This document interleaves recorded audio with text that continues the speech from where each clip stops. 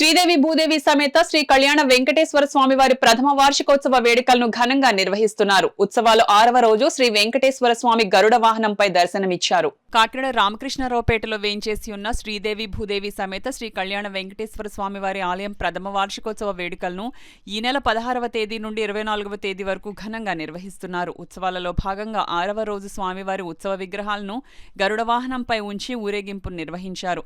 ప్రత్యేకంగా అలంకరించిన రథంపై వివిధ రకాల పూలతో అందంగా అలంకరించారు. రామయ్య వీధి నుండి ప్రారంభమైన ఊరేగింపును ఆలయ కమిటీ ప్రెసిడెంట్ సీరపు వెంకటరమణారెడ్డి, సెక్రటరీ నాయన సత్యరెడ్డి, ఆలయ వ్యవస్థాపక ధర్మకర్త మునగాల అప్పారావు కుటుంబ సభ్యులు కొబ్బరికాయలు కొట్టి స్వామివారి వాహన సేవను ప్రారంభించారు. గ్రామోత్సవంలో చిన్నారుల కోలాట నృత్యాలు, దేవతామూర్తుల వేషధారణలు, మహిళల కోలాట నృత్యాలు, కోల సంబరాలు, డోలు సన్నాయి వాయిద్యాలు, వేద పండితుల మంత్రోర్చనల నడుమ ఊరేగింపు నిర్వహించారు.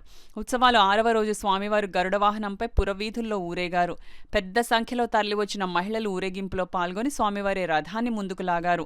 సన్నాయి మేళాలు, కోల సంబరాలు, కోలాట నృత్యాలు, వేద పఠనం, గోవింద నామస్మరణతో సాగిన ఊరేగింపులో ప్రజలు పాల్గొని స్వామివారిని కనులారా దర్శించుకుని పులకించారు.